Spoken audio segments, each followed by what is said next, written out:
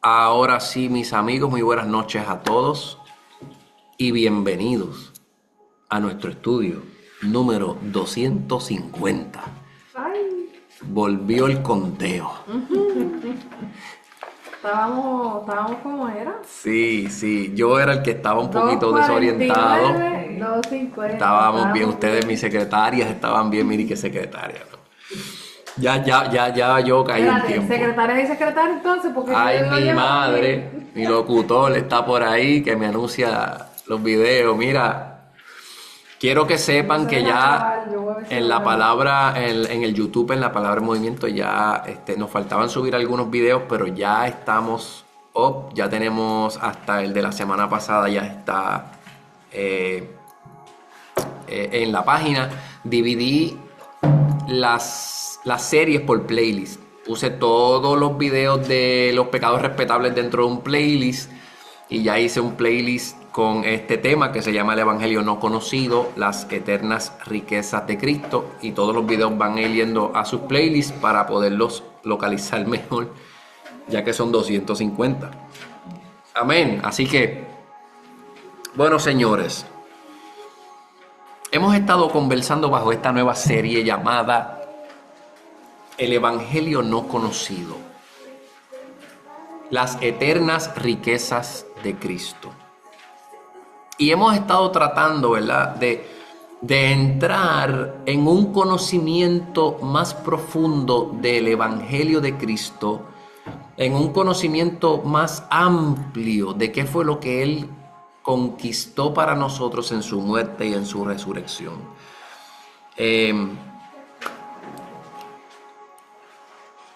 Nos dedicamos en los últimos dos estudios a hacernos un autoexamen de cuánto posiblemente podemos saber o creemos saber con respecto al Evangelio de Cristo y para qué nos funciona o nos sirve esos conocimientos que sentimos o pensamos que tenemos. Y nos hicimos varias preguntas, ¿verdad? Preguntas incómodas o preguntas que en otro momento de mi vida a mí me hubiesen puesto un poquito de mal humor. Y nos hicimos preguntas, ¿verdad? Como ¿cuánto conozco del Evangelio? Di la verdad, salimos golpeados. ¿Cuánto creo? ¿Es posible que desconozca alguna cosa del Evangelio? Sí. ¿Y cómo esas cosas que desconozco podrían impactar mi vida hoy? Si lo que conozco ha transformado mi vida, ¿cuánto más impactará mi vida aquellas cosas que no conozco? ¿Verdad? Y nos empezamos a hacer preguntas. ¿Es la muerte y la resurrección de Cristo? El propósito de su muerte era librarnos del pecado, exclusivamente eso. Su muerte fue solamente para librarnos del dolor, de darnos una vida eterna. Nos hicimos preguntas como si nuestro único foco en nuestra vida en Cristo debe ser el tema del pecado y vivir obsesionado con ese tema. Bueno, ¿verdad? Lo invito a que lo busque, fue una conversación bien linda. Y le pusimos contestaciones ¿verdad? Nombres a todas esas preguntas. Creo que fue bien lindo. Así que hemos descubierto que realmente, así como nuestros teléfonos tienen un montón de funciones que nosotros no usamos y usamos bien poco del potencial que tienen estos teléfonos, de la misma forma hay muchas cosas que desconocemos sobre el Evangelio de Cristo, su muerte, su resurrección, su vida, todo lo que sucedió mientras Él vivió en esta tierra, proféticamente, todo lo que significa, muchos términos que desconocemos y nos hemos dado a la tarea de poder con calma entrar a profundizar un poco en esos términos que normalmente el tiempo no nos permite hablar. ¿Verdad? Lo que esperamos, el resultado del estudio de estos conceptos, lo que se espera es que nuestra admiración por Cristo crezca. El resultado o lo que esperamos después de esto es que podamos ser seguidores de Cristo eficaces, seguros, cimentados, sólidos. ¿Se entiende? Yo no sé si usted quiere eso, pero yo lo quiero.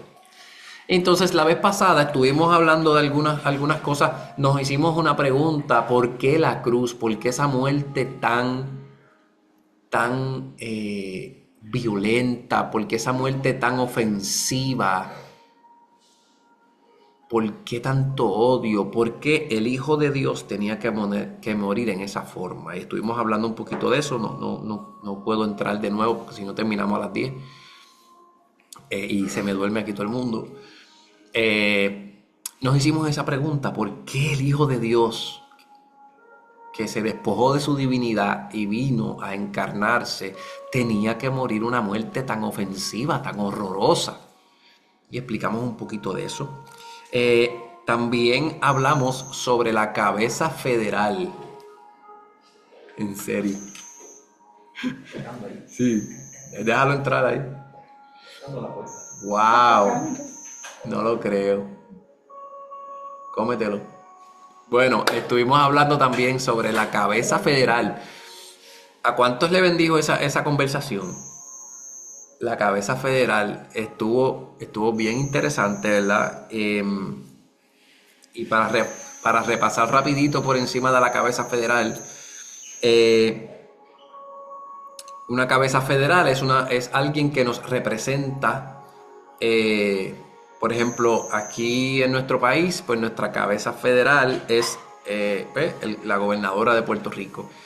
Las decisiones que esa cabeza federal toma nos afectan a todos nosotros, para bien o para mal, nos representa. Y si mañana la gobernadora decide subir los taxes, pues eso nos afecta a todos. Si mañana la gobernadora decide bajarlos, pues eso nos afecta a todos. Este representante toma decisiones que nos pueden afectar para bien o para mal. ¿Ok? Entonces estuvimos explicando cómo Cristo era la cabeza federal del hombre, y siendo primero Adán la cabeza federal, siendo primero Adán el representante de los hombres delante de Dios. Pablo explica en el libro de Romanos que como ese representante, Adán, pecó, entonces lo que le pasó a él se le transfiere a todos los hombres. Así que por el pecado de uno, que fue el representante, todos pecaron, todos recibieron como tú sabes, cuando tú le das doble clic en el Excel, eso no fue un buen ejemplo. La extensión, Adán trajo la quiebra, muy bien, ¿verdad? Entonces estuvimos viendo todo lo que por causa de Adán el hombre sufrió, hasta que hasta que Dios se hace de una nueva cabeza federal, un nuevo representante para el hombre, cuyas acciones iban también a repercutir en la vida de los hombres. Y Pablo lo explica en el capítulo 5 de Romanos. Por el pecado de uno, todos entró la muerte y todos murieron, todos fueron hechos pecadores, pero por la justicia de uno, los muchos fueron hallados justos. Así que asimismo como nos tocó lo malo que hizo Adán, pues también de la misma forma nos tocó lo bueno que hizo Cristo. ¿Okay? La diferencia es que ni tú ni yo tuvimos la oportunidad de decidir si queríamos o no el resultado de lo que hizo Adán. Eso fue algo impuesto.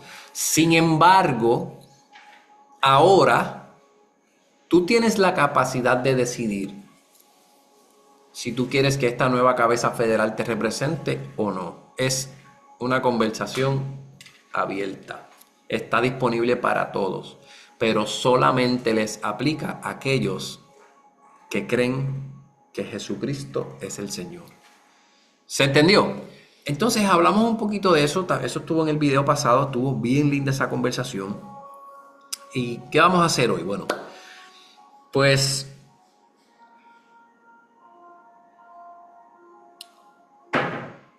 estamos tratando de desintoxicarnos, ¿verdad? No desintoxicarnos, de hablar un poco sobre esta vida cristiana que muchos hemos llevado, que se trata de un círculo de me ensucio, me limpias, me ensucio, me limpias, y realmente nunca podemos lograr salir de ese dolor, alegría.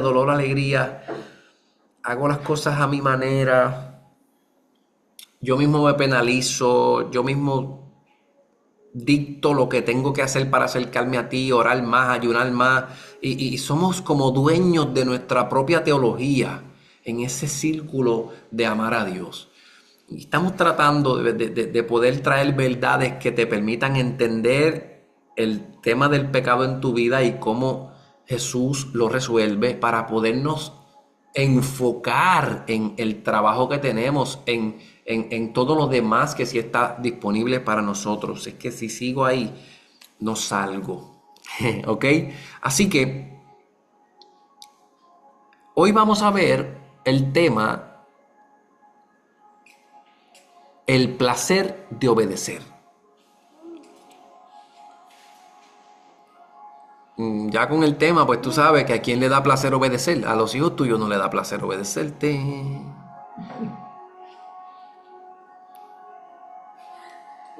Qué rico obedecerte, dijo nadie. No, pues, esto me huele. Jamás. Vamos a coger una segunda tanda de cantazo después del lunes. Dijo nadie jamás.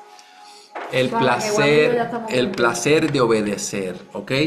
Entonces, mira, vamos a mirar entonces un poco, vamos a hablar de la vida de Cristo, ¿ok? ¿Qué pasó antes de la cruz? Porque si algo conocemos de Jesús es que, pues la cruz, es que conocemos que murió y que ¿qué? Y que resucitó. Pero obviamente, ¿verdad? Esa es el evento cósmico más importante de la humanidad. Y digo cósmico porque ese evento afectó todo el universo, no solamente el planeta Tierra. Es evidente que conocemos la cruz, la muerte, la resurrección, pero quiero que hablemos de la vida de Cristo, de lo que pasó antes de la cruz, de las cosas que tuvieron que pasar para que la cruz pudiera significar lo que significó, ¿ok? Y vamos a ver este tema de el placer de obedecer. ¿Me acompañan? Bueno, vamos a ver entonces un poquito sobre la vida, el hogar donde Jesús creció, ¿verdad? Esto me va a dar mucho placer.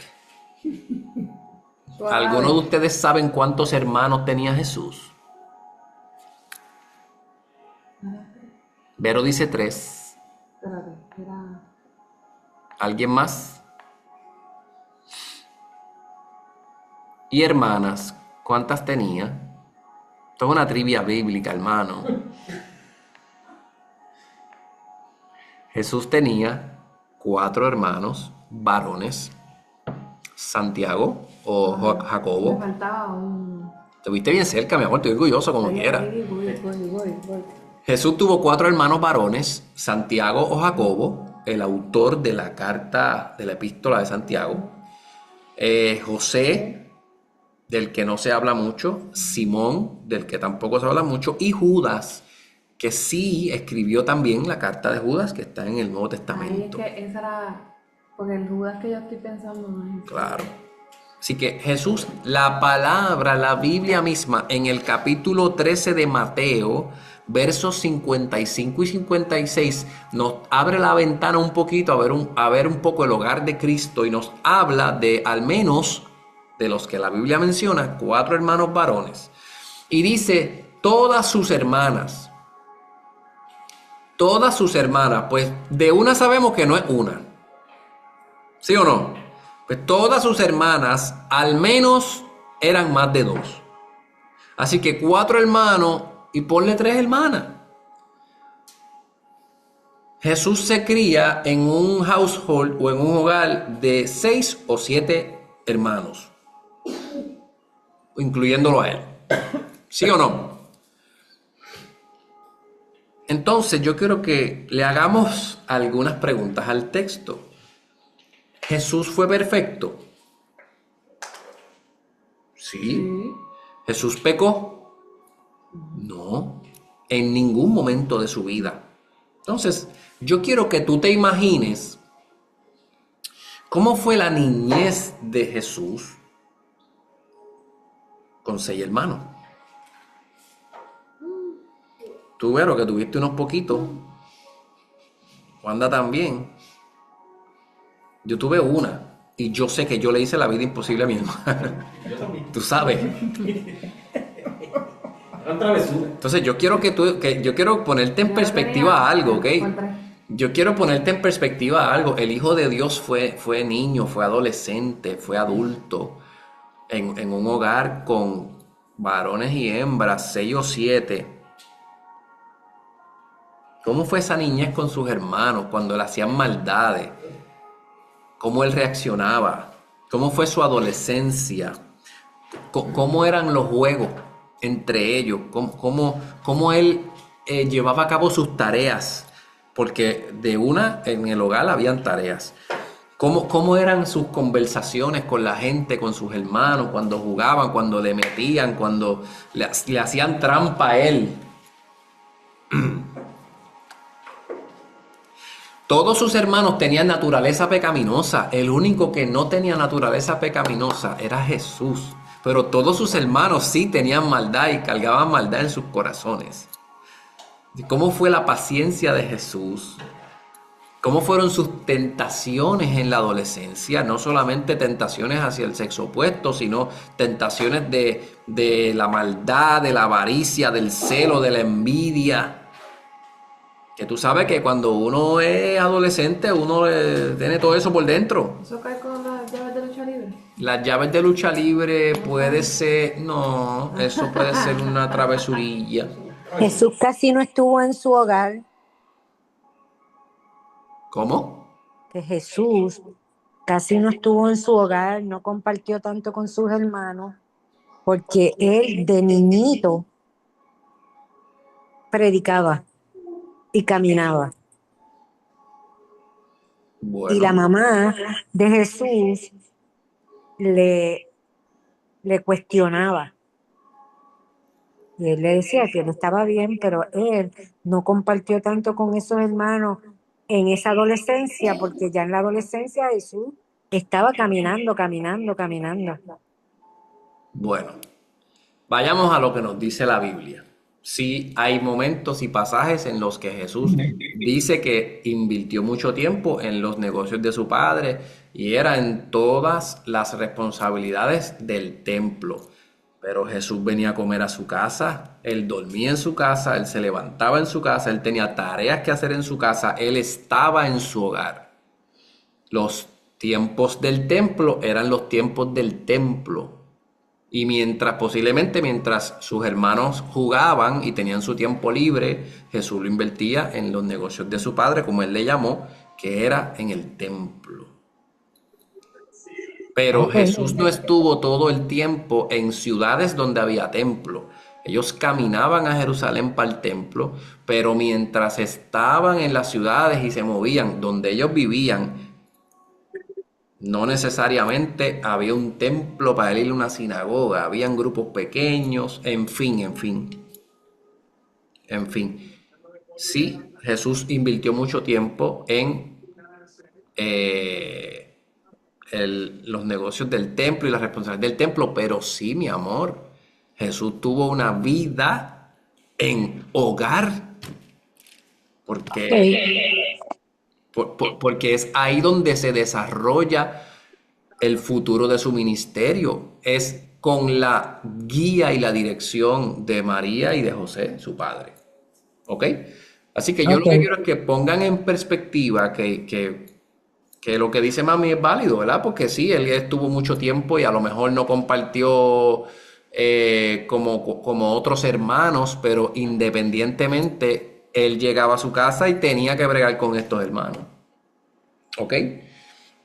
Como quiera, poco o mucho tiempo, era bien difícil no pecar contra tus hermanos en estas etapas de la niñez y la adolescencia. ¿Se entiende?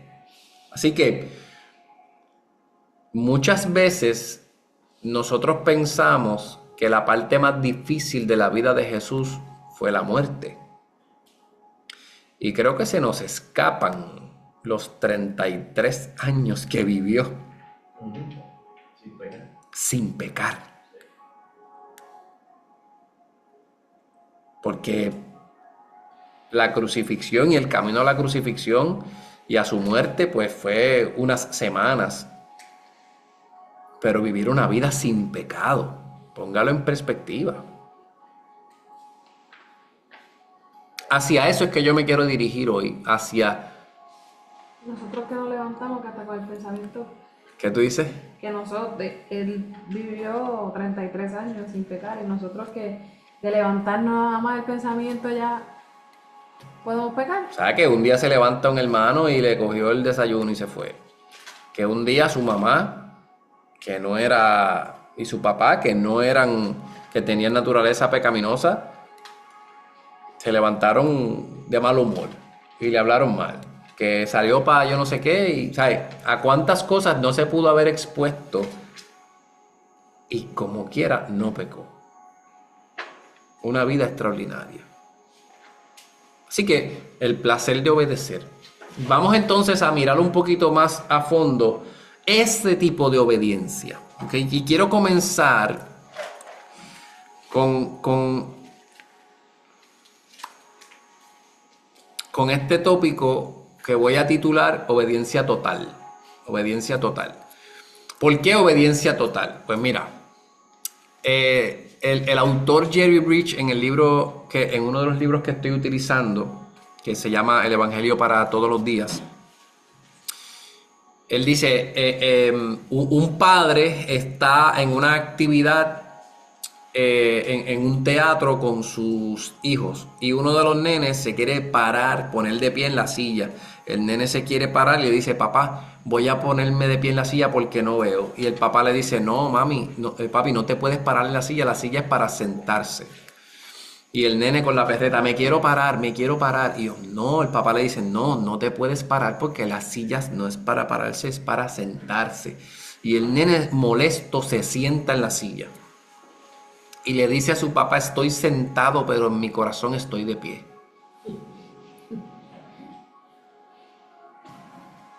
Medite ahí. Medite ahí. ¿Cuántas cosas nosotros hacemos en obediencia, en nuestra acción, pero nuestro corazón no está en el mismo lugar? Estamos como que complicados en nuestro corazón. Y podemos posiblemente obedecer porque sabemos que es lo correcto, porque papi me lo dijo como el nene. Podemos respetar una autoridad. Te voy a aceptar el ticket al guardia. Te voy a aceptar que tal o cual cosa, que me toca pagar esto, me toca pagar lo otro. Muchas veces aceptamos, obedecemos lo que nos toca en nuestras acciones por las razones que sea, porque sabemos que es lo correcto, porque sabemos pero en nuestro corazón no estamos alineados, estamos irresueltos, estamos complicados en nuestro corazón. ¿Se entiende? Y lo que quiero tocar con obediencia total es que Jesús no obedeció en esa forma que nosotros a lo mejor obedecemos. No hubo un instante en el que Jesús hizo algo con sus acciones y no estaba resuelto en su corazón. ¿Se entiende? Lo que dice la Biblia es que Jesús obedecía en sus acciones porque primero siempre obedeció en su corazón, porque le daba placer obedecer. ¿Dónde lo dice? Salmo 40, el verso 8, David escribe lo que se llama un salmo mesiánico, profetizando, inspirado por el Espíritu de Cristo. Y David escribe, me deleito en hacer tu voluntad. Dios mío, tu ley está dentro de mi corazón. Me deleito, me complace, me agrada. Me deleito en obedecer. O sea, en el corazón de Jesús estaba el placer de obedecer a su Padre, porque él sabía que esa obediencia era buena. ¿Ok?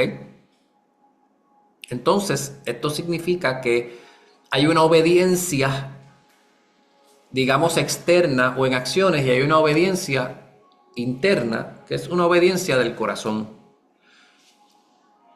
Algunos teólogos le llaman obediencia activa y obediencia pasiva. Le llaman la activa a la que tiene que ver con las acciones, que es lo que tú haces, y le llaman obediencia pasiva a lo que hay dentro de tu corazón. Pero desde el capítulo 5 de Mateo, si ustedes leen los evangelios, temprano en los evangelios, me voy a Mateo porque es el más vivo que tengo en mi mente. El capítulo 5, cuando Jesús empieza a hablar del corazón, de los pecados que se toleran, y él dice: ustedes escucharon no matarás, pero yo les digo que desde que le deseas el mal a tu hermano ya lo mataste. Y Jesús empieza a meterse dentro del corazón. Él está queriéndoles decir: es que no es suficiente una obediencia activa. Es que no se trata de que tú obedezcas con tus acciones. Es que yo quiero vivir en tu corazón.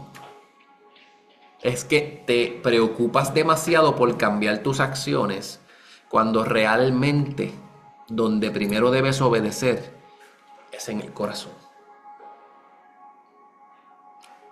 Entonces,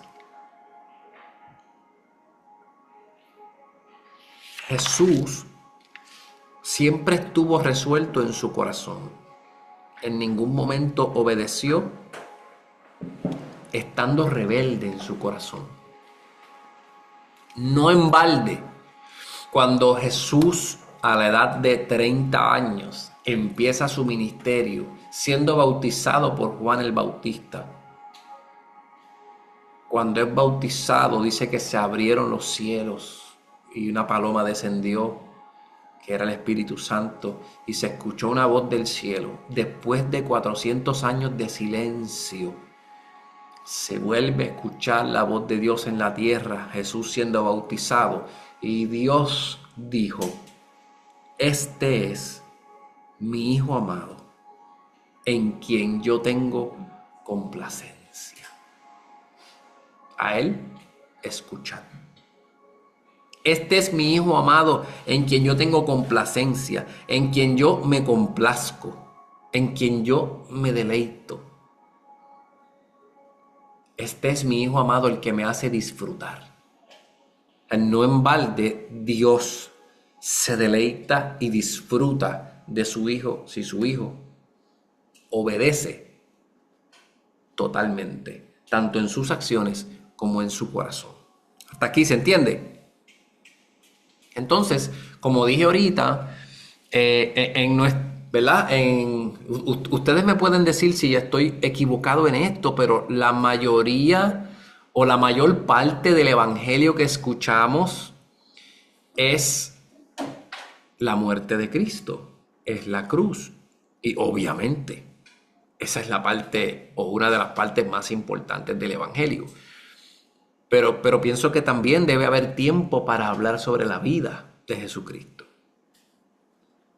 Porque en la vida de Cristo es que está la vida práctica. En la muerte, cuando yo te predico la muerte y la resurrección de Jesucristo, yo trabajo para que entiendas la resolución del pecado en tu vida por medio de la muerte y la resurrección de Jesús. Pero cuando vemos la vida de Cristo, vamos a ver esa vida práctica. Después que creo en ti, ¿cómo yo me voy a vivir? Entonces, yo quiero que usted mismo me conteste. ¿Cuál es el problema de la iglesia cristiana en Puerto Rico? ¿Lo que cree o cómo vive? ¿Cómo vive? Porque aquí tú vas a cualquier colmado o cualquier baja y tú le preguntas a cualquiera que está allí si creen en Jesús y te dicen que sí. Y se sabe en el texto de Juan 3:16, porque de tal manera amó Dios al mundo que ha dado su Hijo unigénito para que todo aquel que en él crea no se pierda, mas tenga vida eterna. Se lo saben. cómo viven. Da frutos esa vida de que realmente esa verdad vive en su corazón. No, porque es que el problema no es lo que la gente cree o lo que la gente se sabe, es cómo viven. Por eso es que la iglesia está, las opiniones sobre la gente que se hace llamar cristiano están tan por el piso porque no nos hemos enfocado en la manera que vivimos. No hemos puesto un peso. Nos hemos encargado de hablar la parte hermosa del Evangelio sin poner responsabilidad de santidad, de separación, de consagración. Sin poner una responsabilidad de que si verdaderamente lo que tú estás escuchando tú lo crees, eso va a dar fruto en tu vida. Eso se va a notar. Tú no tienes que fingirlo. No sale, no sirve, no funciona. Eso se va a notar. Entonces, en la vida de Jesús, nosotros vemos cómo orar. Esas son las disciplinas espirituales. Todas tú las puedes ver en la vida de Jesús. Tienes 4 evangelios que cuentan la misma historia desde puntos de vista diferentes. Tienes un médico escribiendo, tienes un recolector de impuestos matemático escribiendo, tienes un griego que narra todo desde los labios de uno de los apóstoles, que fue Pablo, y tienes un discípulo amado que caminó todo el tiempo con Jesús, que fue uno de los close, fue uno de los cercanos, porque Jesús tenía círculos, y eso lo vamos a ver más adelante. Jesús tenía círculos de acceso, tenía una gente que él le daba más acceso que a otros, y eso está muy bien. Así que vemos el libro de Lucas, que tiene 40 y cuántos capítulos. Déjame ver. El libro de Lucas, mire, tiene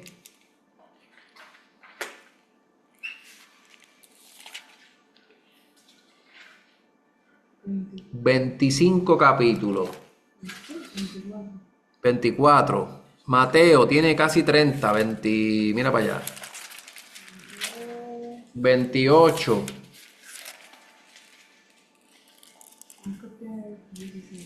Y Juan, mira, 20 y pico también. Tienes 4 evangelios con 20 y pico de capítulos cada uno, narrando en diferentes puntos de vista la vida de Jesús.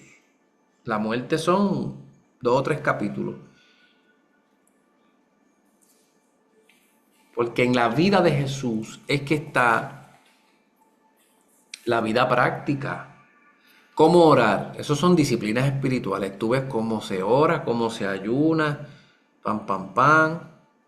Eso lo ves en la vida de Jesús. Ves cómo Jesús establece boundaries, límites. Cuando Jesús oró amargamente en el Getsemaní, se llevó a Juan y a Pedro. Cuando fue en un momento dado a sanar una de las niñas, se llevó a Juan y a Pedro y los demás para afuera. Eso está mal. ¿Eso que quiere uno más que a otro? No. Es que el acceso se gana. Es que tú no puedes exigir que la gente te dé acceso a toda su vida porque son amigos. Es que el acceso se gana. Y Jesús le dio acceso a Juan, a Pedro y a Jacobo un poquito más que a los demás. Y eso no está mal. Amar en orden lo ves en la vida de Jesús. La vida de familia. Cómo trabajó Jesús con su familia. Lo importante que es la palabra de Dios por encima de cualquier otra cosa. Y algo bueno de predicar expositivamente, o sea, en el orden en que va la Biblia, es que tú no puedes saltarte estos temas. Y la realidad es que a la gente le cae pesado cuando les predican que la palabra de Dios es más importante que tu familia.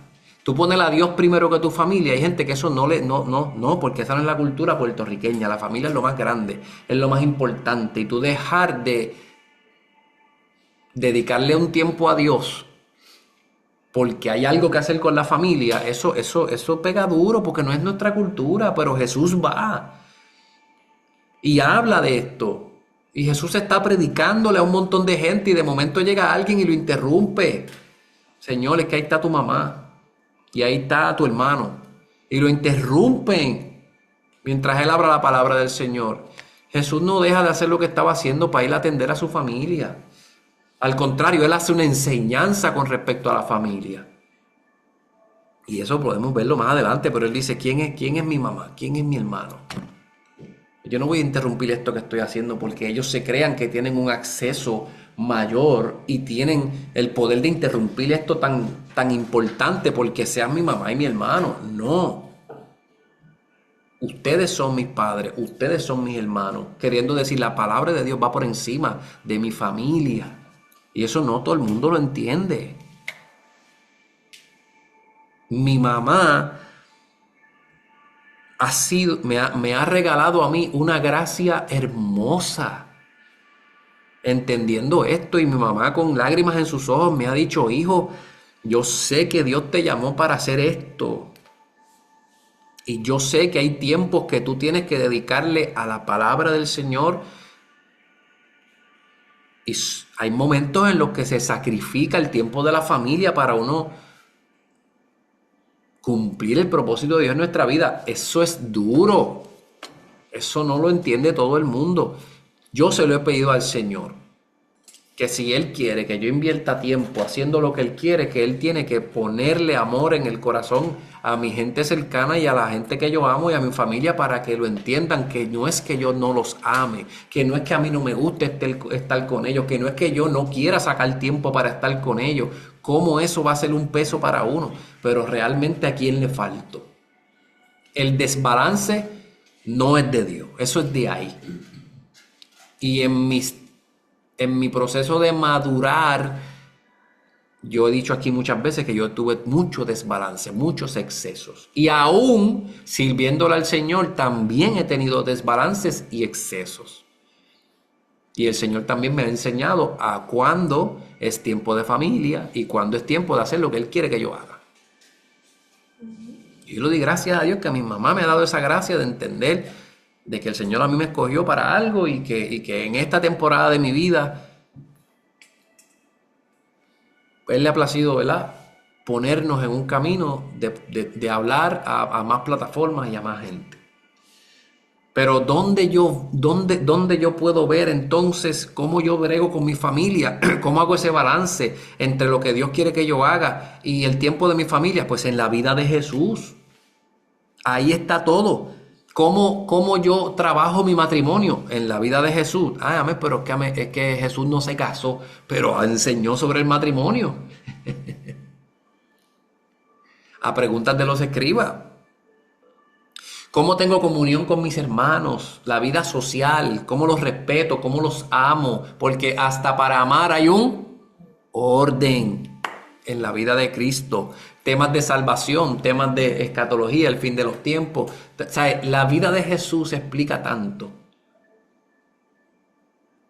Pero dime tú, ¿de qué es el tema que más tú lees? ¿Tú lees más sobre la vida de Jesús o sobre su muerte? Sobre su muerte. Eso es una realidad y por eso queremos dedicarle un tiempito a mirar las cosas que Jesús hizo, ¿ok? La vida de Cristo no fue solo un ejemplo, escúchame, sino que en su vida Cristo también cumpliría cosas, cumpliría algunos requisitos para que fuese posible tu redención. Escúchalo bien, te lo voy a repetir de nuevo. Sí, Cristo en su muerte y su resurrección conquistó cosas que hicieron posible el perdón de tus pecados y la salvación de tu alma. Pero hay unas cosas específicas, algunos requisitos que Cristo tuvo que cumplir en su vida para que esa muerte pudiera redimir tus pecados y salvar tu alma. ¿Se entendió? ¿Me expliqué bien ahí? ¿Ok? Mira, la ley moral de Dios. Eso es lo que Dios le entrega a Adán. Eso es lo que Dios le entrega a Moisés. La ley moral de Dios. Lo que Dios dice que está bien y lo que Dios dice que está mal. La ley moral de Dios tiene preceptos o enunciados o directrices. Los preceptos fueron hechos para obedecerse. ¿A medias? No, en su totalidad. Así que la ley de Dios está compuesta por preceptos que son enunciados, directrices, direcciones que están hechas para obedecerse 100%, y la ley de Dios también tiene penalidades. Y las penalidades son para aplicarse en cualquier momento o forma que se transgreda un precepto. ¿Me fui muy técnico ahí? ¿O se entendió? Se entendió. Yo por lo menos no entendí. Voy otra vez entonces.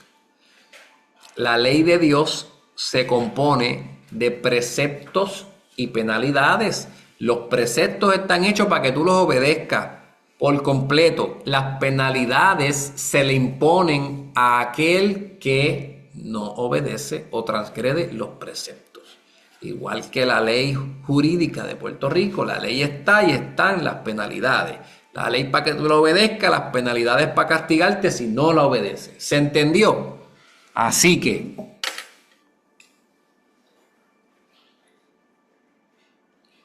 Jesús tuvo que obedecer al 100% toda la ley moral de Dios. Tuvo que obedecer todos los preceptos. Pero también tuvo que pagar y sufrir todas las penalidades. Si Jesús no hubiese vivido la vida que vivió, su muerte no hubiese satisfecho la ira de Dios. Si Jesús no hubiese vivido la vida que vivió, su muerte no hubiese satisfecho, la justicia de Dios, dije la ira de Dios. Si Jesús no hubiese vivido la vida que vivió, su muerte no hubiese satisfecho la justicia de Dios para el perdón de tus pecados. Vamos a explicarlo un poquito. Si tú y yo robamos un banco y a mí me cogen, y yo voy a donde el juez y le digo, señor juez, yo robé el banco con Raúl, pero yo voy a cumplir. Si yo cumplo, ¿usted lo deja libre? ¿Qué me va a decir el juez? No. Que no, ¿por qué? Porque tú cumples por lo tuyo y él cumple por lo de él. Los dos fallaron. Pero si Raúl roba el banco y se entrega y confiesa que lo robó, y de momento yo llego y digo, su señoría, Raúl robó el banco, él lo confesó, yo voy a cumplir la sentencia por él, déjelo a él libre y yo me encargo, yo cumplo la sentencia. Eso no es lo mismo. No es lo mismo tú cumplir una sentencia cuando tú no has hecho nada, a tú querer, tú siendo pecador, cumplir la sentencia de otro pecador. Jesús, para que su muerte, para que el cumplimiento de su penalidad, para que pudiera redimirte a ti, él tenía que estar limpio de pecado, porque si Jesús hubiese pecado en su vida, su muerte hubiese satisfecho la justicia de Dios para el pecado de Jesús. No, pues tú mueres y pagas lo que hiciste tú. Como único tú mueres y pagas lo que hicieron los demás.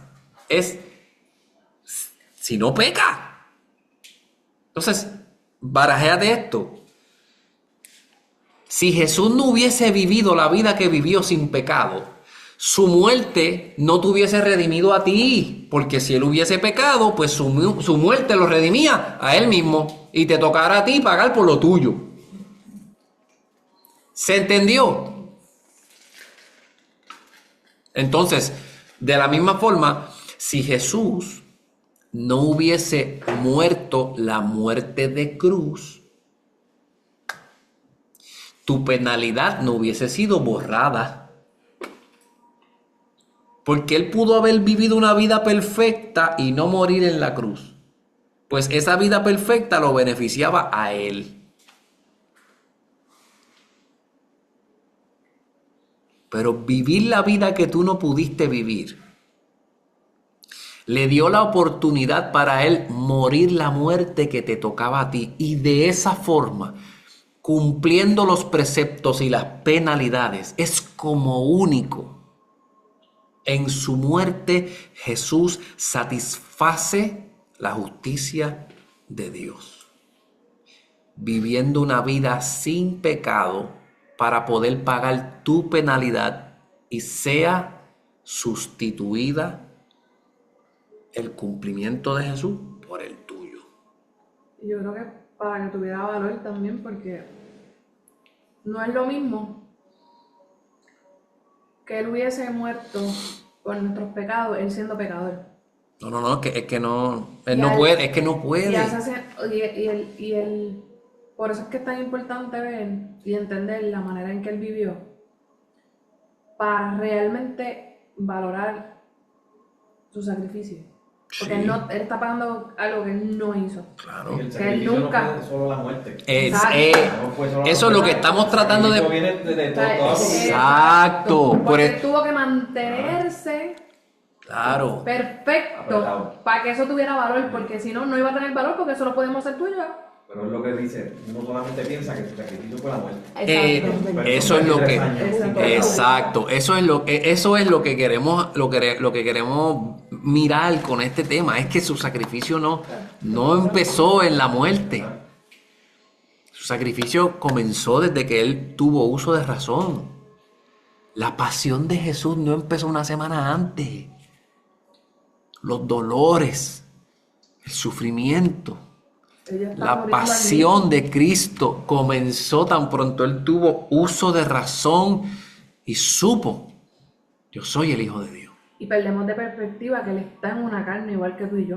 Por eso, Pues él tiene que luchar con eso para mantenerse. claro, No es lo mismo que yo creo que a veces pensamos que bueno, él nació perfecto y él no tuvo que sufrir lo que yo sufrí. no. Y como que lo pasamos por alto, pero en realidad, imagínate que te pidan tú sé perfecto viviendo En un cuerpo santo. Exacto. Pero no es lo Así mismo. cualquiera. No es lo mismo decir mantente santo, eso es lo que es la lucha de nosotros, teniendo un cuerpo pecador. Claro, Que y- lo que te pide es pecar y tú tienes que luchar contra eso. Y cuando tú lees el escritor de la carta a los hebreos, él se concentra totalmente en eso, en explicar cómo Jesús en un cuerpo humano, en un cuerpo de carne. De hecho, él dice, el escritor de los hebreos dice, es que nosotros no tenemos un intermediario que no pueda ser empático contigo, porque es que todo lo que pasaste tú, él lo pasó, él lo sufrió en su carne, ¿se entiende? Hasta aquí. Ya llegué al punto donde quería llegar. Ya expliqué lo más difícil, que es entender que él tuvo que vivir la vida perfecta para cumplir los preceptos y tuvo que morir esa muerte horrorosa de cruz para pagar las penalidades. Él tuvo que vivir la vida que tú no puedes vivir y morir la muerte que te tocaba a ti para que este negocio funcione. Claro. Y Pablo le llamó a esto el misterio de Dios. Un misterio porque si yo te lo estoy explicando aquí es un poquito complicado. ¿Se entiende? Un misterio porque es que está oculto a nuestro entendimiento. Tiene que existir la presencia del Espíritu Santo en nuestra mente para abrirnos el entendimiento y que nosotros podamos mirar esto. Que ya vimos que si Jesús no hubiese vivido esa vida, la muerte no hubiese podido hacer lo que hizo por ti. Y si Jesús hubiese muerto otra muerte diferente que no era la cruz, pues su vida no hubiese tenido el valor que tiene. ¿Se entiende? Ok, ahora viene la parte más importante. Ya voy a cerrar. ¿Cómo? Es la parte de la aplicación. ¿Qué significa eso para Omar, para Rosa, para José, para Norani, para Charlie, para Ramón? ¿Qué significa esto para nosotros? Cuando yo les hablé de la cabeza federal, ¿se acuerdan? Y yo les dije que esa cabeza federal, ese representante, tiene la capacidad de tomar decisiones que afecten a todos los que él representa, para bien o para mal. ¿Se entendió? Pero también esta cabeza federal, este representante, tiene la responsabilidad de responder por las acciones de esos que él representa. Por ejemplo, cuando Eva cometió la transgresión, el pecado, Dios llamó a Adán, porque Adán era la cabeza federal, el representante. Y a Adán le tocó responder por Eva. ¿Y de qué manera Adán respondió? Le echó la culpa a Dios. Es que la mujer que me diste. Le echó la culpa a ella, le echó la culpa a Dios. Él no tomó su responsabilidad sobre lo que Dios le había delegado. Porque ese Adán no estaba listo para dar su vida por aquellos a quien representa. Gloria a Dios. Pero Cristo, ¿cómo respondió Cristo ante las acciones de aquellos que Él representa? Vivió la vida perfecta que ellos no podían vivir. Murió la muerte que le tocaba a ellos. Entonces yo lo que quiero demostrarte es que si funciona para un lado, también funciona para el otro. Escúchame bien. En Efesios capítulo 3, verso 6, Pablo habla de este misterio y él habla de cómo a él se le fue encomendada la tarea de llevarle este misterio y explicarle este misterio a los gentiles, a todos aquellos que no eran judíos. ¿Ok? Yo quiero que tú te imagines la gente que fue nacida y criada en la iglesia, y que también te imagines la gente que fue nacida y criada en el espiritismo. Quiero que te imagines estas dos formas de pensar.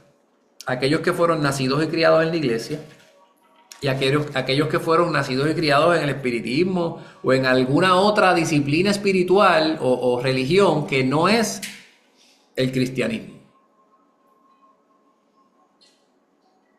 Testigos de Jehová, los mitas, el budismo, todo eso. Entonces, de las dos, ¿verdad?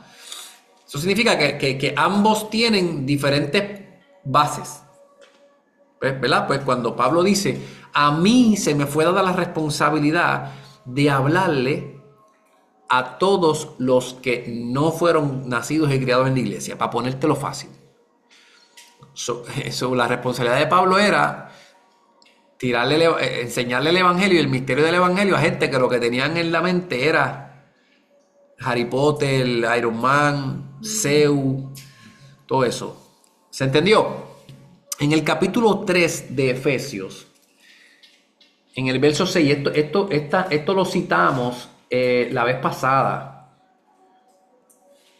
Pablo habla de este misterio y él empieza a decir cómo a él se le fue dada la responsabilidad de revelar este misterio. Y rapidito para retomar, en el verso número 6, tengo que ir al 5 porque es que él habla de una forma que no hay cómo seguirlo, este muchacho. 5 dice, misterio que en otras generaciones no se dio a conocer a los hijos de los hombres. O sea, antes este misterio, esto nadie lo sabía. Como ahora es revelado a sus santos apóstoles y profetas por el Espíritu. O sea, este misterio, ¿no? Antes la gente no lo sabía, pero ahora estoy leyendo el capítulo 6, el capítulo 3, verso 5 de Efesios. Ahora voy al 6. Mira, la nueva traducción viviente dice, Dios no se lo reveló a las generaciones anteriores. Dios no se lo reveló a las generaciones anteriores, pero ahora, por por medio de su Espíritu, lo lo ha revelado a sus santos a sus apóstoles y santos profetas. apóstoles. Mira qué bello. El verso 6 dice, ¿cuál es el misterio? Que los gentiles son coherederos y miembros del mismo cuerpo y copartícipes de la promesa en Cristo Jesús por medio del Evangelio. ¿Cuál es el misterio? Que tú y yo somos coherederos, heredamos lo mismo, copartícipes, participamos activamente igual que, y somos del mismo cuerpo de la promesa. Pero lo más bello que dice aquí es de la promesa en Cristo por medio, te dice hasta cómo tú entras en participación a todas esas cosas, por medio del Evangelio de Jesucristo, por medio de tu creer que Jesucristo vivió una vida Dice, por perfecta, los hijos de Dios. murió una muerte que a ti te tocaba morir. Cuando esta verdad que yo te he explicado hoy, tú la crees, tú tienes acceso y te transformas, te conviertes en un coheredero, en un copartícipe y en el mismo cuerpo para disfrutar la promesa de Cristo. ¿Se entendió? ¿Y por qué traigo lo que dice Pablo? Porque esta es la parte más difícil. Es la parte de cómo nosotros internalizamos esto que yo te acabo de explicar sobre la vida y la muerte de Cristo. ¿De qué eres heredero? ¿De qué eres copartícipe? ¿De qué se supone que tú disfrutes activamente hoy? Como dice Pablo ahí. ¿De qué?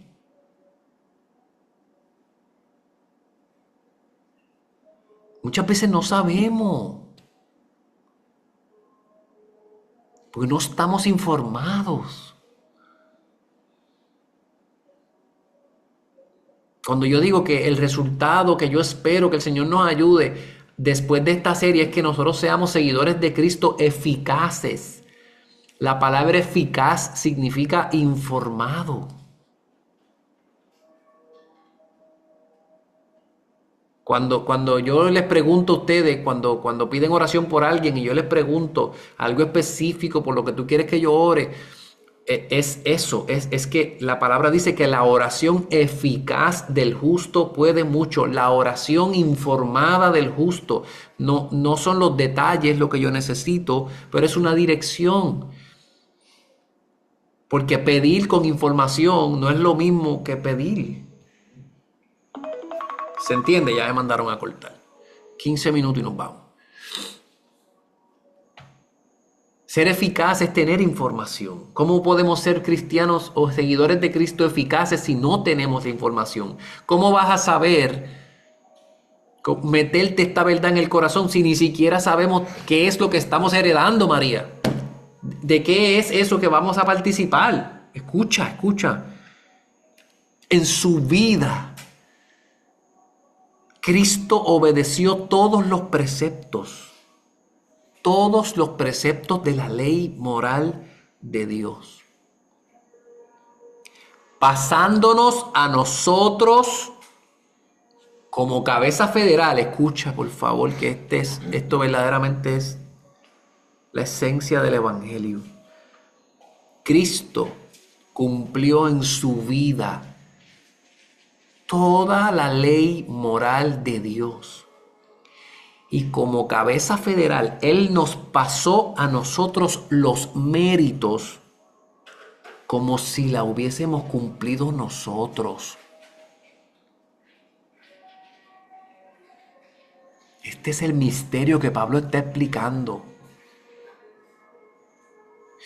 Que a ti no te preguntaron si tú estabas de acuerdo con lo que hizo Adán, pero todos los resultados se nos fueron entregados. Y entonces venimos a Cristo, lo aceptamos como Señor y Salvador y no entendemos la riqueza de lo que Él conquistó en su vida. Porque tú no vives tu día a día como si se te hubiesen sido pasados los méritos de vivir la vida que Jesús vivió. Eso nos parece tan absurdo, eso nos parece tan injusto. Nos sentimos tan inmerecedores. Esto no puede ser. Yo lo que me merezco es el castigo. Y sin darnos cuenta, nosotros mismos violamos el pacto que hicimos con Dios a través de Jesús. Escucha estas palabras y o sea, esto tú no lo puedes creer por tu sabiduría humana. Por eso es que Pablo dice que tiene que venir el Espíritu de Dios y abrirte el corazón y quitarte el corazón de piedra y poner tu corazón de carne donde esta verdad pueda vivir. Que Jesús vivió una vida perfecta, cumplió todos los preceptos de la ley moral de Dios y como cabeza federal nuestra nos pasó a nosotros, los que hemos creído en Él como Señor y Salvador, nos pasó todos los méritos como si lo hubiésemos cumplido nosotros. Que Cristo en su muerte pagó todas las penalidades del pecado tuyo y el pecado mío, de tu incumplimiento, de lo inadecuados que somos. Él pagó todas las penalidades. Y a ti se te fue adjudicado el mérito, como si la hubieses muerto tú. Por favor, deja que esto marine tu corazón. Que en su muerte Jesús pagó todas las penalidades por nuestro incumplimiento a la ley, adjudicándonos a nosotros los méritos de la justicia satisfecha de Dios. Repítelo. En su muerte Jesús pagó todas las penalidades por nuestro incumplimiento a la ley, adjudicándonos a nosotros los méritos de la justicia satisfecha de Dios. Por eso es que Él tuvo que vivir la vida que vivió, para que cuando tú te apoderas en la fe, tú eres mi Señor. A ti se te es dado el mérito, pues a ti se te adjudica como si hubieses vivido la vida que yo viví. Y cuando tú en la fe te apoderas, tú eres mi Salvador. En la fe tú te apoderas y se te es otorgado el mérito como si tú hubieses estado clavado en la cruz. Pero nosotros no vivimos así. Tú no vives una vida diariamente entendiendo que a ti se te fue adjudicada la vida perfecta de Jesús y que el tema del pecado está resuelto como si tú hubieses pagado en la cruz. No vivimos así porque vivimos en ese círculo de me ensucio, me limpia. Me ensucio, me limpia porque no logramos entender la verdad de lo que Jesús conquistó para nosotros. Esto no se trata de... Mira, la iglesia tradicional en la que yo me crié le da pánico predicar de esto, porque lo próximo que puede suceder o lo que temen que suceda es que la gente, entendiendo esto, se vaya a pecar al garete porque se me fue adjudicada la vida perfecta de Cristo. Y que la gente se vaya a pecar al garete porque mi pecado está resuelto, porque por yo creer en Jesús es como si yo hubiese estado guindado en el madero. Y les da pánico porque cuando predicas esto a mitad, lo que va a tener resultado es que la gente se va a ir a lo loco. Y salvo siempre salvo. Eso no es así. Pablo lo explica brutal en al menos 3 de las cartas que él escribe, específicamente en los Romanos. ¿Qué pues haremos ahora? ¿Viviremos una vida en pecado? En ninguna manera, dice Pablo. Ahí está la inclusión. En ninguna manera, porque cuando el Espíritu Santo te revela y mete esta verdad en tu corazón, es que no hay forma de que el fruto que eso dé es que tú te vayas a pecar a lo loco. Porque esto lo que causa cuando se te mete en el corazón es admiración hacia Jesús. Tú lo que vas a querer es separar tu vida para Él. Ese es el fruto. Ese es el fruto. Yo necesito que usted se vaya y se acueste en esta noche y que tú te des cuenta que tu corazón jamás va a ser transformado hasta que tú te metas esto ahí. Que tu corazón jamás va a ser transformado hasta que tú no aceptes esto. Esto es Cristo. Esto es lo que Él hizo por ti. Pero este no es el Cristo que queremos aceptar. Queremos aceptar solamente el que colgó en el madero, el que sufrió mucho por mí. Pero no queremos aceptar todo lo que Él hizo por nosotros. Porque es que yo tengo que pagar de una u otra forma. Yo me tengo que castigar a mí mismo. Esto es imposible. Tu vida no va a ser transformada hasta que tú entiendas esto. Señores, los milagros no cambian el corazón de nadie. Los prodigios, los milagros no te cambian el corazón. Los milagros que Dios permite que sucedan es el anzuelo para Él poder llamar tu atención y atraerte y seducirte a que tú realmente veas todo lo que Él hizo. En su vida, en su muerte y en su resurrección. Hasta aquí. ¿Se entendió? Entonces, el Evangelio no se trata solamente del perdón de tus pecados, no se trata solamente de la salvación de tu alma, no se trata de que el Señor te libre de dolor y de tristeza. Es que cuando tú entiendes esta verdad, es que la tristeza no te quita ese gozo. Es que la enfermedad no te quita el gozo de entender que a ti se te fueron dados unos méritos eternos, que el día que se acabe esta vida, tú vas a llegar delante de Dios. Y Dios Padre Todopoderoso no te va a mirar por la vida que tú viviste. Te va a mirar como viendo a su Hijo. Te va a mirar, tú creíste en mi promesa, en la que yo te envié. Y por Él, tú eres coheredero, copartícipe, miembro del mismo cuerpo. ¿Se entiende? Así que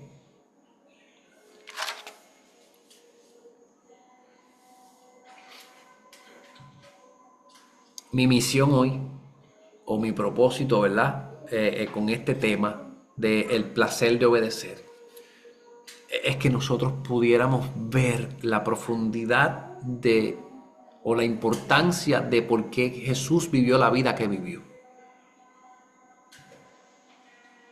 Que muchas veces no lo vemos. Ver el concepto de la obediencia total, pasiva, activa, el placer de obedecer, sin pecar, para que hoy a ti y a mí se nos hayan dado los méritos. Se nos hayan dado los méritos, como si hubiésemos vivido esa vida. Yo voy a cerrar con las palabras de Pablo. En ese mismo capítulo 3, donde estoy leyendo en Efesios, quiero leer y con esto yo los dejo para que ustedes, ¿verdad? Yo necesito, a mí me gustaría que ustedes puedan irse a orar esto que escucharon, que se puedan ir a orarlo, a hablárselo al Señor, y que ustedes puedan pedir y decir: Dios mío, yo quiero que tu espíritu me haga entender esto que Ahmed dijo. Yo no me siento como que se me fue otorgada los méritos, como si yo hubiese vivido la vida que viviste tú. Eso es imposible. Yo no me siento como que yo pagué mis pecados en el madero contigo ahí. Yo no sentí ese dolor. Yo quiero que usted lo ore, porque es solo así como el Espíritu Santo te abre el corazón. Y quiero que lo vean en la intención y las palabras de Pablo. Voy a leer en el verso, en el capítulo 3 de Efesios, Efesios capítulo 3. el verso 14 hasta el 19. Y aquí el temita que aparece en mi Biblia Reina Valera dice: el amor que excede todo el conocimiento. Mira a ver si ese tema puede describir un poco lo que yo te acabo de explicar. El amor que excede todo conocimiento. Y Pablo dice: por esta causa yo doblo mis rodillas ante el Padre de nuestro Señor Jesucristo. ¿Por qué causa? Por lo que él acaba de explicar del misterio. Él dice: yo les explico esto, y esto que yo les acabo de explicar me obliga a doblar mis rodillas ante el Padre de nuestro Señor Jesucristo. 15. De quien toma nombre toda familia en los cielos y en la tierra. Pablo dobla sus rodillas para el 16. Para que os dé, conforme a las riquezas de su gloria, el ser fortalecidos con poder en el hombre interior por su espíritu. Pablo dice: después de que yo te acabo de explicar esto, este misterio tan hermoso, esto me obliga a yo doblar mis rodillas delante de Dios en el nombre de Jesús, para que sus espíritus sean fortalecidos con este bombazo que yo les estoy tratando de explicar. 16. Para que os dé, conforme las riquezas de su gloria, el ser fortalecidos con poder en el hombre interior por su espíritu. 17. Para que habite Cristo por la fe en vuestros corazones, a fin de que arraigados y cimentados en amor, en lo que Cristo hizo por ti. Y aquí viene la conclusión.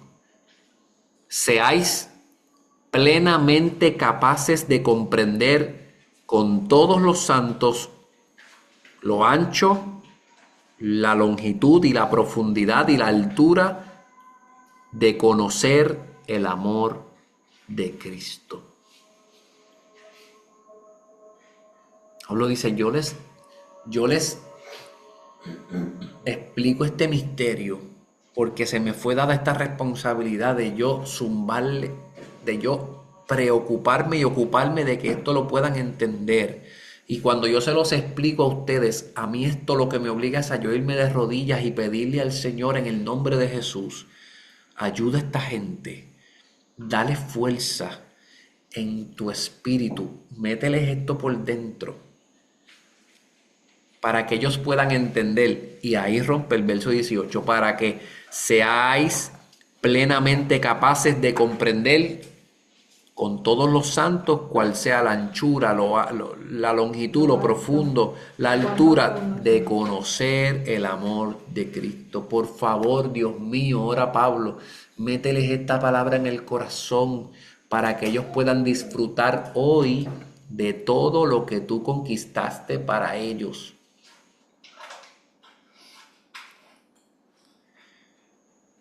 Para que seáis plenamente capaces de comprender y de conocer el amor de Cristo,